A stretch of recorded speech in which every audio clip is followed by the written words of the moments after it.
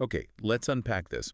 When we think about global health, often it's the big medical breakthroughs that grab the headlines. Right. Drugs, vaccines. Exactly. Yeah. But there's this quieter, yet incredibly robust engine running in the background. I'm talking about the market for personal protective equipment, BPE. Yeah, PPE, it became so visible recently, didn't it? It really did. Masks, gloves, suddenly part of daily life for so many. But behind that visibility, there's this massive, often unseen industry, and it impacts all of us. It's fascinating, actually, how deeply integrated PPE has become. I mean, not just in healthcare anymore. Well, It's across almost every industry now where occupational safety is a priority.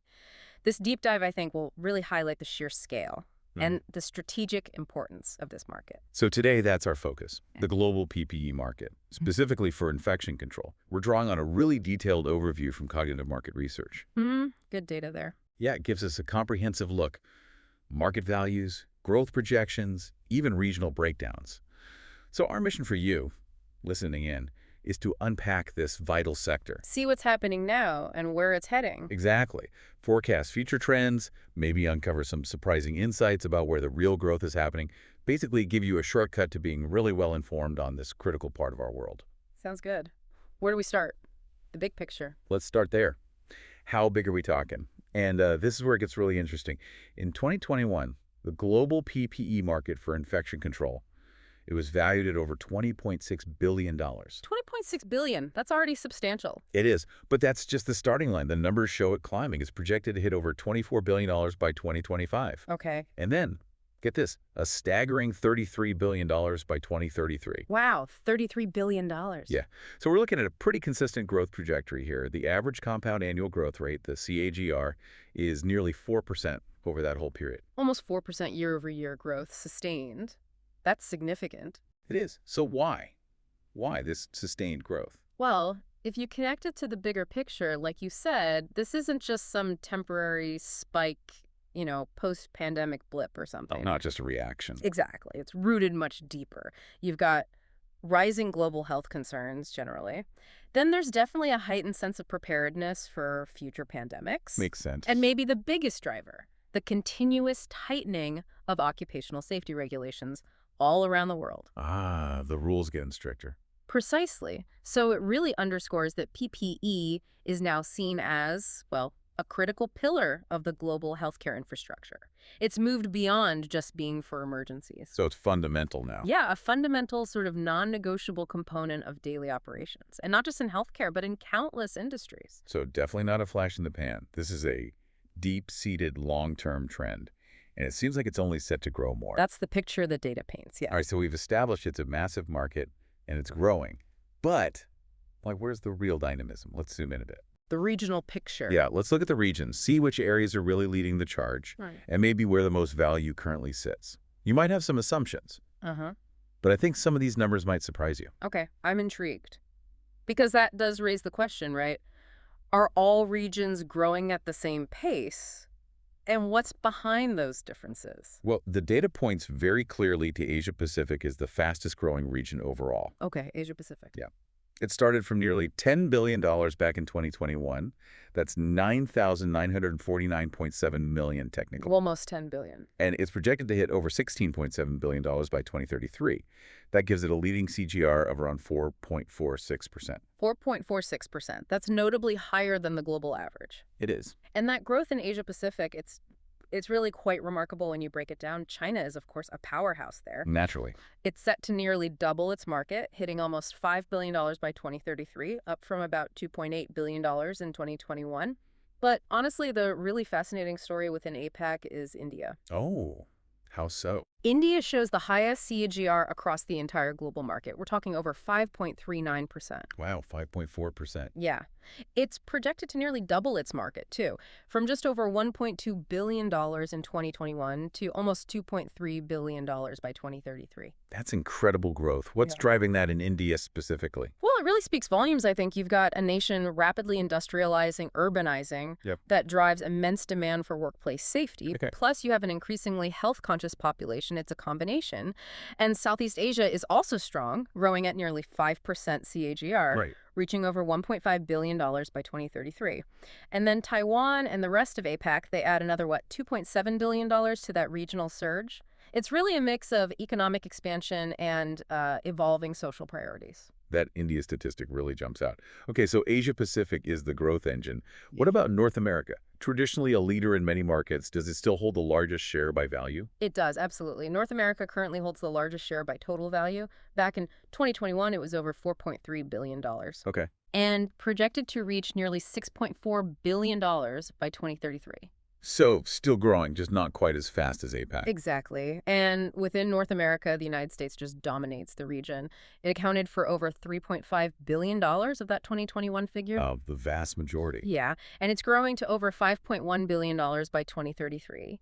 But Canada is also seeing significant growth, from around $500 million to nearly $800 million. All right. And Mexico is set to rise to over $460 million by 2033. It's really the established regulatory frameworks and, frankly, high healthcare spending that underpin the market stability and continued expansion there. Gotcha. Okay, let's cross the Atlantic. Europe. How's the market looking there? Europe shows steady, significant expansion. Not the fastest growing, like you said, but solid. It's projected to grow from over $3.8 billion in 2021 to nearly $5.7 billion by 2033. Still pretty substantial growth. Any standouts within Europe? Germany actually stands out with the highest regional CAGR there, over 4.1%. Okay, interesting. It's expected to reach nearly $1.25 billion by 2033.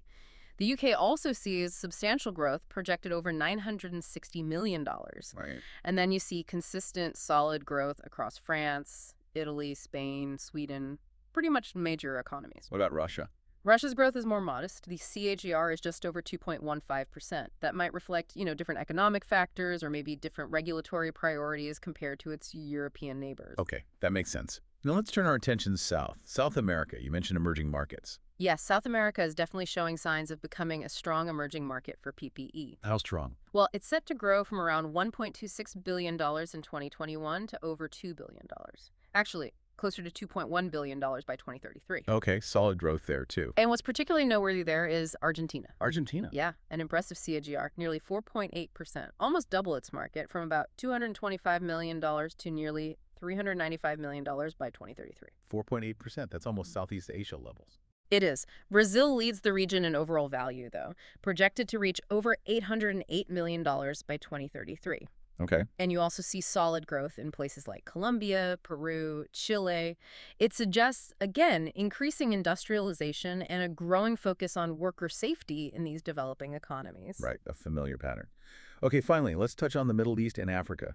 Smaller markets currently, but growing importance. That's right. Smaller in current valuation, but showing significant potential. The Middle East is projected to reach over $1.26 billion by 2033. And Africa is expanding, too, set to reach over $845 million. Any specific countries driving that growth? In the Middle East, the UAE shows a really impressive CGR, almost 4.8%. Very similar to Argentina, Wow. reaching almost $250 million by 2033. Saudi Arabia and Turkey are also on strong trajectories. And Africa? In Africa, South Africa stands out, climbing to nearly $394 million by 2033. And then Nigeria, along with the rest of Africa category, they collectively contribute over $450 million by that year. So growth across the board, really. Yeah, these regions are often adopting modern industrial safety standards, maybe a bit later than others, but that adoption curve drives PPE growth. Okay, so we've covered a lot of ground, a lot of numbers. Let's pull back again. What does this all mean for you, our listener? Whether you're tracking global health or economic trends, or maybe you're just curious about the world we live in. Well, I think this consistent growth, especially seeing it so strong in regions like Asia Pacific and South America, it really signifies a profound global shift A shift towards what? towards a much more proactive approach to health and safety. It's not just about reacting to crises anymore, though that's part of it. Right. It also reflects this pervasive, increasing awareness of occupational safety regulations, yes, but also just general public health preparedness. And the fact that this market, this PPE market, is being called a critical pillar of global healthcare infrastructure, I mean, that language is strong. It really is. It underscores that investing in PPE isn't really optional anymore for many sectors, for many governments. It's fundamental. fundamentally to societal resilience, economic stability, even just basic business continuity.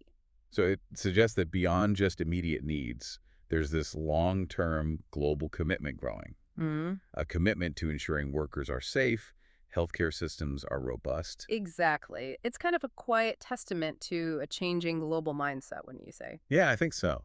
It's fascinating how something like PPE reflects these bigger shifts. But even with such strong growth, are there any potential challenges or headwinds this market might face? Oh, that's a crucial point to consider. Yes, growth is strong, but potential headwinds exist. Think about supply chain It vulnerabilities. certainly saw that recently. We absolutely did. That remains a risk. There's also the ongoing challenge of ensuring equitable access to quality PPE, especially in less developed regions. Right, affordability and access. Exactly. Cost is always a factor, balancing that affordability with effectiveness. So this market, despite its huge size, it remains highly sensitive to global events, economic shifts, supply chain issues. Okay, good context to keep in mind. So, just to recap the main points for everyone listening, we've seen the global PPE market for infection control isn't just robust, it's growing significantly. Big time. Projected to hit $33 billion by 2033. Right. And Asia Pacific and South America are really leading the charge in terms of the rate of growth, driven by industrialization, rising health awareness. Yep. While North America remains a huge market by overall value thanks to those established regulations and high healthcare spending, Europe's steady too. A truly global picture of growth. It is. And you know, this sustained growth, it really does suggest that profound change in how societies globally perceive and invest in preventative health and safety, which raises a question for the future, doesn't it? What's that? Well, as this market continues to expand, as it becomes an even more fundamental part of our lives, what new innovations in PPE might emerge? Ah, like next generation PPE. Exactly. Could we see, I don't know, smart fabrics, self-cleaning materials, maybe even personalized designs becoming common? And the bigger question is, how will those advancements further reshape our daily lives and our global health strategies? That's a fascinating thought to leave everyone with. How will this quiet giant of an industry continue to evolve and impact our world?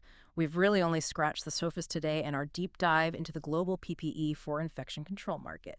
Thank you so much for joining us. Okay, let's unpack this. Welcome to the deep dive. Today, we're really plunging into, well, the fascinating and frankly increasingly critical world of personal protective equipment, PPE, specifically for infection control.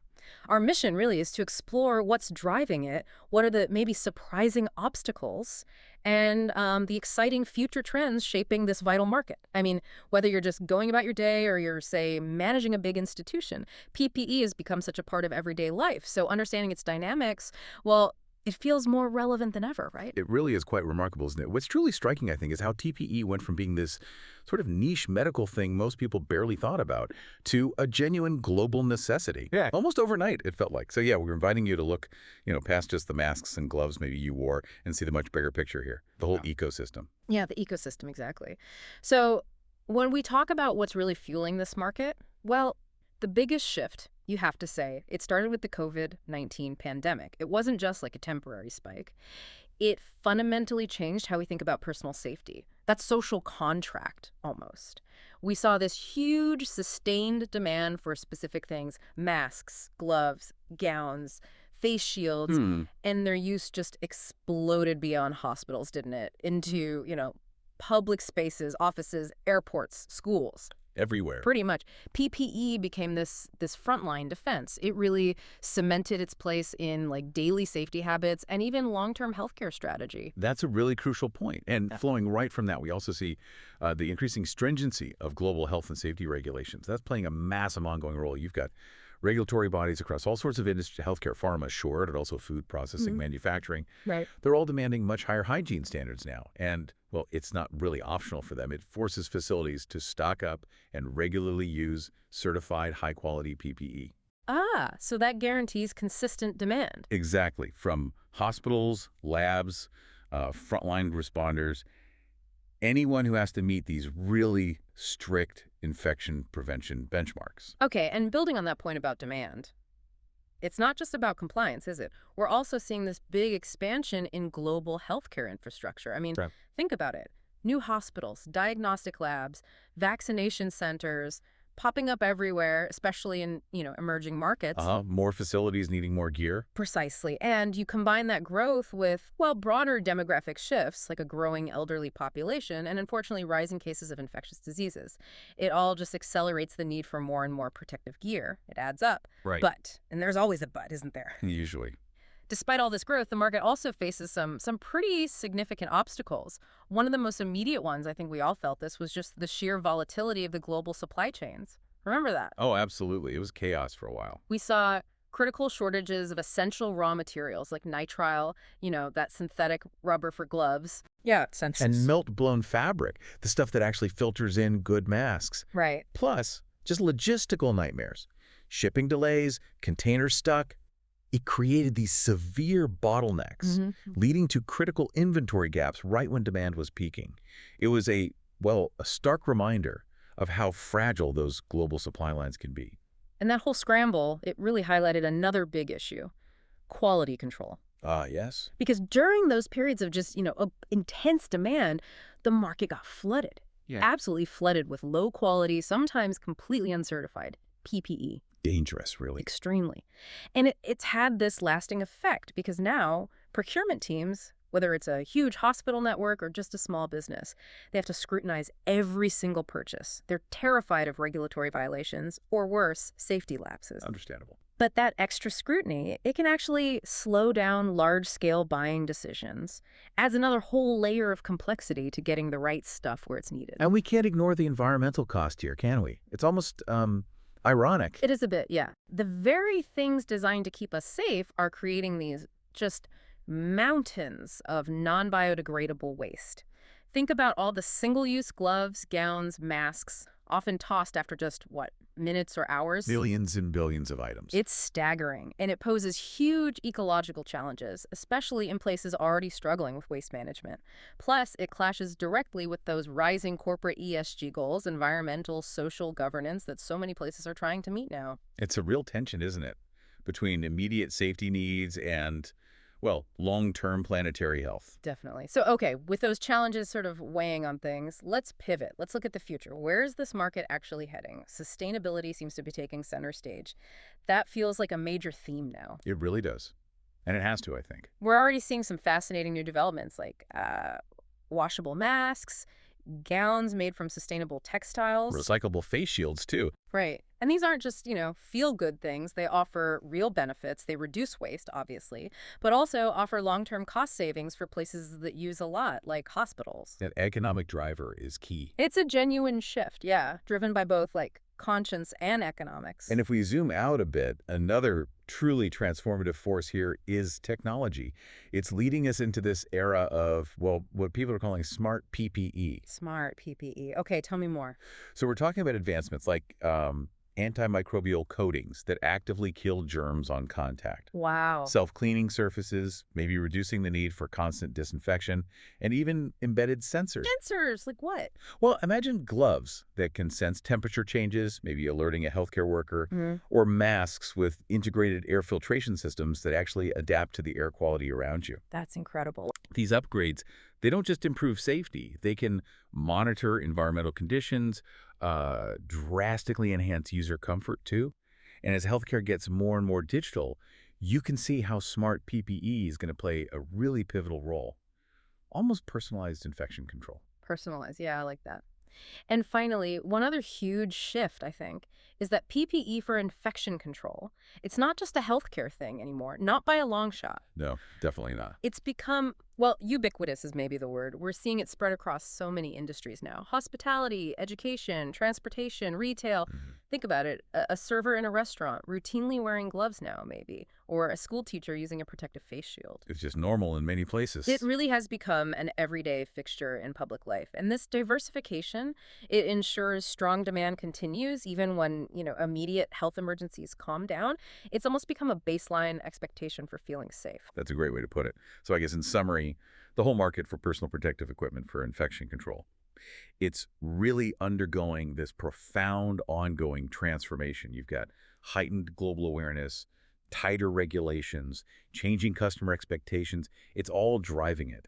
And it continues to play this absolutely pivotal role in, safeguarding health and hygiene across pretty much every sector of our lives now. So, what does this all mean for you listening right now? Maybe consider how your own daily interactions with products, with services might change even more as these PPE innovations and demands keep evolving. Think about something simple like picking up groceries or getting on a plane or maybe even just going to a concert. How might those experiences integrate these new layers of protection? What does that mean for your safety, but also your experience, your comfort? It really makes you reflect, doesn't it, on that ongoing kind of dynamic balance between safety, sustainability, and just personal comfort in a world that's, well, increasingly focused on infection control. Something to think about.